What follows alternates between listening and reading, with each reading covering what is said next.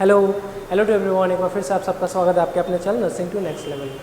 तो आज का ये जो वीडियो है हमारी तरफ से आप सबों को आप सबों ने इससे पहले कभी भी जो नर्सिंग के स्टूडेंट हैं या जो भी मेडिकल के स्टूडेंट हैं उन लोगों ने इससे पहले कोई स्टेलाइजेशन टेक्निक सुनी होगी। ओके, स्टेलाइजेशन टेक्निक होती है। स्टेलाइजेशन पहले होता क्या है ये थोड़ा समझ लेंगे। तो स्टेलाइजेशन की अगर बात कर रहे हैं हम लोग, तो स्टेलाइजेशन जो है किसी भी मेडिकल सेक्टर में बहुत सारे इक्विपमेंट यूज़ होते हैं, जैसे सीजर्स हो गए, है ना, फोर्सेप्स हो गए, ये सारे क्या हो गए यूज़ करते हैं हम लोग। तो यूज़ करते हैं तो हमारा जो इंस्ट्रूमेंट है ये पेशेंट के डायरेक्ट कांटेक्ट में होता है। तो पेशेंट के डायरेक्ट कांटेक्ट में है तो अगर कोई भी पैथोजेंस उस इंस्ट्रूमेंट पे हैं तो वो पैथोजेंस क्या हो सकते हैं, जैसे कोई पेशेंट के कांटेक्ट में गए तो वो पेशेंट के अंदर जा सकते हैं वो पैथोजेंस। तो इस चीज़ से हमको पैथोजन से फ्री करना होता है। कोई भी सर्जिकल इंटरवेंशन करना है उससे पहले सारे इंस्ट्रूमेंट को हम लोग क्या करते हैं, पैथोजन फ्री करते हैं। तो पैथोजन फ्री कैसे करते हैं, तो इसमें से दो टेक्निक हम लोग आज देखने जा रहे हैं। हमारे अमित सर जो कि इस माइक्रोबायोलॉजी के फैकल्टी हेड है, वो हमें आज बताएंगे कि ये जो स्टेलाइजेशन टेक्निक है जो कि ड्राई हीट और मॉइस्ट हीट, ड्राई हीट में बात करें हम लोग तो हॉट एयर ओवन, और मॉइस्ट हीट में बात करें हम लोग तो वो बेसिकली मॉइस्ट हीट में जो आपका हो गया ऑटोक्लेव, ये कैसे कैसे क्या होता है ये हम लोग अभी देखने जा रहे हैं। चलिए आइए हम लोग देखते हैं, शुरू करते हैं। पॉज। हम लोग स्टरलाइजेशन देख रहे थे जब अपने क्लास में, तो स्टरलाइजेशन का हमने एक प्रोसेस देखा था जिसको हम लोग क्या बोल रहे थे, मॉइस्ट हीट, है ना। कौन सा? Moist heat. तो मॉइस्ट हीट में हमारा एक सबसे बड़ा इंपॉर्टेंट जो था, जो सबसे सुटेबल था, सबसे परफेक्ट था, वो कौन सा था? ऑटोक्लेव। तो ये हमारा ऑटोक्लेव मशीन है। ओके, ऑटोक्लेव मशीन अगर बेसिकली हम लोग बात करें तो ये अंदर से खुलने के लिए होता है और ये सिमिलरली होता है कुकर के ही जैसा। कैसा? कुकर के ही जैसा ये सिमिलर होता है। ओके, ये हमारा स्टैंड है और ये हमारा केबल है। इसके अंदर की अगर हम लोग बात करें तो ये हमारा ट्रे है जिसके अंदर में हम लोग अपने इंस्ट्रूमेंट्स को रख करके स्टरलाइजेशन प्रोसेस में लेकर के जाते हैं। और कैसे इंस्ट्रूमेंट हैं इसमें जिसको कि हम स्टरलाइज करेंगे? मेटल इंस्ट्रूमेंट, ऐसे इंस्ट्रूमेंट जो गले ना, जो पानी की वजह से खराब ना हो। अगर हम लोग इसके अंदर में कॉटन वगैरह डालते हैं तो वो क्या हो जाएगा, प्रॉब्लम हो जाएगा, वो खराब हो जाएगा, गल जाएगा, है ना। तो इसका प्रोसेस ये होता है कि ये अगर बेसिकली हम लोग बात करें तो ये क्या है, हमारा जो इसको रखने के लिए स्टैंड होता है, बेस है ये उसका, ठीक है। और इसके अंदर में क्या मौजूद है हमारा, अगर आप लोग ध्यान से देखेंगे तो इसके अंदर में हीटिंग रॉड मौजूद है, ठीक है। इसके अंदर में हम लोग पानी भरते हैं। ओके, और पानी को कहां तक भरा जाता है, हीटिंग रॉड अच्छे से डूब जाए, ठीक है। यहां तक क्लियर है। उसके बाद हम लोग ये जो ट्रे है हमारा, इसके अंदर में जिस भी चीज को हमको डालना है उसको डाल करके फिर इसको अंदर में हम लोग प्लेस कर देते हैं, ठीक है। जैसा कि हम लोग ऑलरेडी जानते होंगे कि हमारा जो बॉइलिंग होता है उसका टेम्परेचर कितना होता है, 100 डिग्री सेल्सियस। लेकिन स्टीम का जो टेम्परेचर है वो कितना होता है, स्टीम 123 डिग्री सेल्सियस पर नॉर्मली हमारा स्टीम जो होता है वो होता है। क्यों कहते हैं कि कुकर में चावल जल्दी बन जाता है, कुकर में दाल जल्दी बन जाता है, सब लोग बनाते हैं ना। क्यों बन जाता है? क्योंकि स्टीम की वजह से, प्रेशर के वजह से उसका ज़्यादा हो जाता है प्रेशर, ठीक है। और प्रेशर की वजह से वो ज़्यादा जल्दी कुक होता है, प्रेशर की वजह से वो ज़्यादा जल्दी पक जाता है सामान, ठीक है। तो सेम प्रोसेस का हम लोग यहाँ पर भी यूज़ करते हैं स्टीम का। इसका और एक नाम है, उसको क्या बोलते हैं हम लोग, ऑटोक्लेव का और एक नाम है, क्या बोलते हैं, स्टीम अंडर प्रेशर। सब लोग बोलिए, ठीक है। अभी अगर हम लोग बात करें तो इसके अंदर में हम लोगों को ये रबर लीड देखने को मिल रहा है। इससे यूज क्या होता है इसका, कि ये हम लोगों को इंसुलेशन का काम करता है, इससे जो कि है गैसेस वगैरह बाहर नहीं आते हैं, ठीक है। और ये हमारे लॉक्स होते हैं, इसको लॉक करना होता है। ओके, इसको टाइटली आप जब सारे को लॉक कर दोगे, कर लेते हैं, इन सब को आराम से टाइटली लॉक करना होता है। ओके, लॉक कीजिए।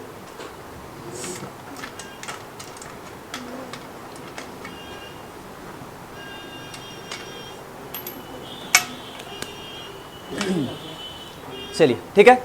अभी यहां पर अगर हम लोग ध्यान दें तो यहां पर 2 सीटी लगे हुए हैं, जिससे कि जब स्टीम हमारा बन जाता है तो हम लोग कुकर का देखते हैं ना कि सीटी मारता है वो चीज, तो सेम कंडीशन में इसमें भी सीटी निकलता है बाहर, ठीक है। और हमारा जो प्रेशर है वो प्रेशर का इंडिकेटर यहाँ पे होता है, ठीक है। जब हम लोगों ने बताया था कि 15 पे कितना होता है, 15, जब हमारा 15 PSI का प्रेशर बनेगा तो कितनी देरी लगते हैं, 30 मिनट्स स्टरलाइजेशन होने के लिए, ठीक है। जब 20 पे होता है तो 15 से 20 मिनट, और जब 25 पे हो तभी ऑलमोस्ट 10 मिनट के आसपास, ठीक है। और जब हमारा प्रेशर मैक्सिमम हो जाए 30 पे तो कितना होगा, 3 मिनट, और उसको हम लोग क्या बोलते हैं, फ्लैश मेथड, ओके। तो यहाँ पर जो है हमारा प्रेशर को रिमूव करने के लिए, रिलीज करने के लिए कुकर दिया गया है, लेकिन जब प्रेशर ज़्यादा हो जाए तो उसके लिए हम लोग इसका यूज़ करते हैं। इससे क्या होता है कि जो भी एक्स्ट्रा बन रहे हैं हमारे अंदर में प्रेशर, वो यहाँ से रिलीज हो जाते हैं, ठीक है। और फिर इसको ठंडा हो जाने के बाद में हम लोग इसको नॉर्मली क्या करते हैं, खोल करके जो भी हमारा प्रोडक्ट था, जिस भी चीज़ को हम लोगों ने इसके अंदर में स्टरलाइजेशन के लिए डाला था, खोलिए इसको,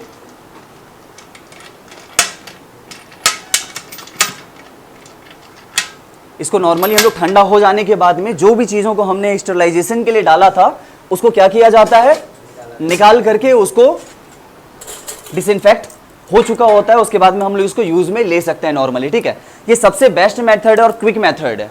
अगर हम लोग हॉस्पिटल्स की बात करें या हम लोग नॉर्मल यूजेस की बात करें तो बहुत से तरीके थे जिनसे हम लोग करते थे, लेकिन ये सबसे बेस्ट तरीका है हमारे पास में, एक मेडिकल स्टाफ्स के पास में ये सबसे बेटर तरीका है, सबसे बेस्ट तरीका है।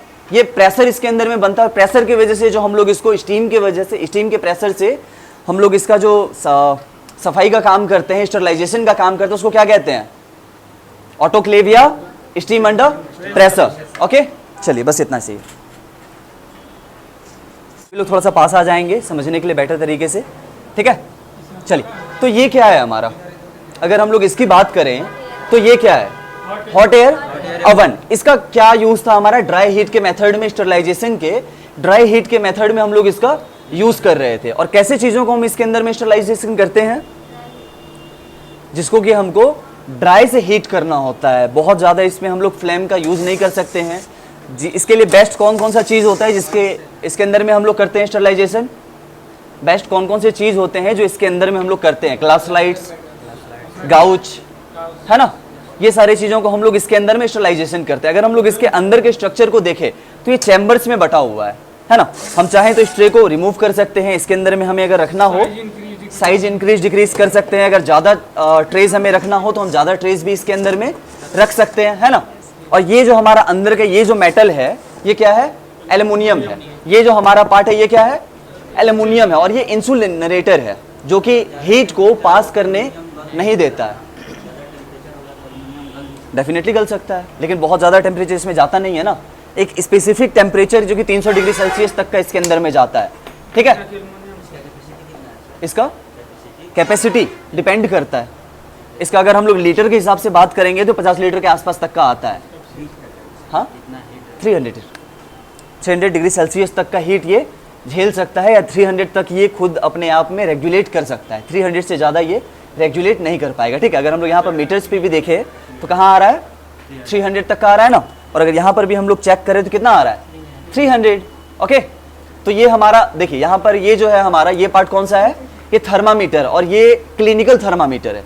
क्लिनिकल थर्मामीटर के बारे में हम लोग जानते हैं कि इसके पहले हम लोग देखते हैं जब क्लिनिकल नहीं, लेबोरेटरी थर्मामीटर है ये, ठीक है। हम लोग क्लिनिकल थर्मामीटर के बारे में जानते हैं जो हमारे बॉडी टेम्परेचर्स को ही एडजस्ट करने के लिए या बॉडी टेम्परेचर्स को ही मेजर करने के लिए हम लोग उसका यूज़ करते हैं। लेकिन ये जो लेबोरेटरी है इसका कहाँ तक का होता है, 300 डिग्री तक का तापमान को ये बता सकता है, इंडिकेट कर सकता है, ठीक है। और ये जो हमारा है, अगर आप ध्यान से यहाँ देखेंगे तो इधर देखिए आप सभी लोग, यहाँ पर इसका एक नॉड बाहर की ओर निकला हुआ है ना। ये अंदर के टेम्परेचर को हमें बाहर की ओर शो करता है।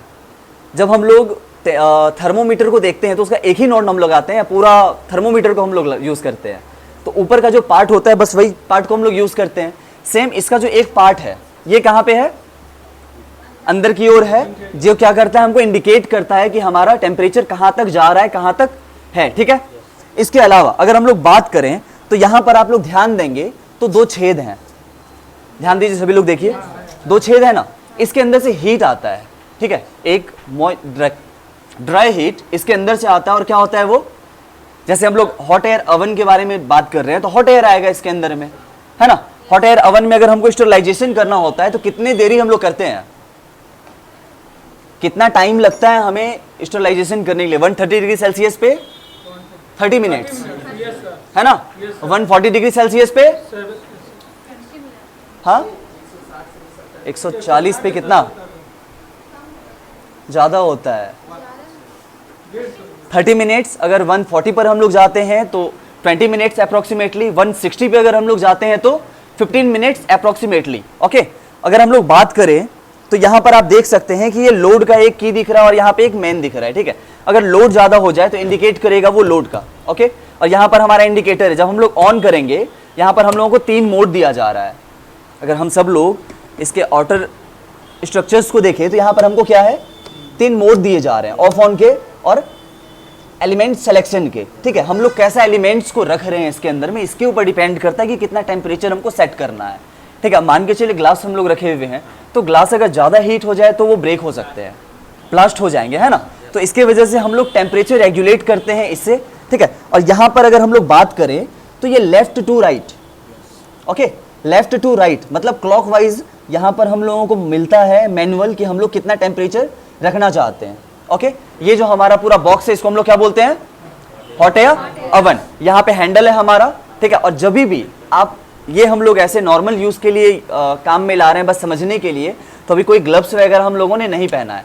अगर हम लोग कभी भी इसका यूज़ करेंगे तो definitely we have to wear gloves. Okay, आप लोग देखे होंगे अवन वगैरह से जो हम लोग सामान निकालते हैं या तो किसी चिमटा से निकालते हैं या तो फिर ग्लव्स वगैरह का हाथ में यूज़ करते हैं। ठीक है, हाथ में हम लोग ग्लव्स लगाने के बाद में जो हमारा ट्रे है उसको सिंपली रिमूव करेंगे, जो भी हमारा सामान है। अगर हम लोग ट्रे को भी ध्यान से देखें तो क्या है, छेद है ना, ताकि जो हीट है वो क्रॉस हो सके, ऊपर से नीचे की ओर जा सके। ठीक है, ये जो पूरा चैम्बर है इसको हम लोग क्या बोलते हैं, बताए थे, हॉट एयर चैम्बर। चलिए, बस इतना सही है इसके अंदर में, और ये सबसे इफेक्टिव वे है ड्राई हीट का। ओके, तो अभी थोड़ी देर पहले हमने मॉइस्ट हीट का देखा था, ऑटोक्लेव।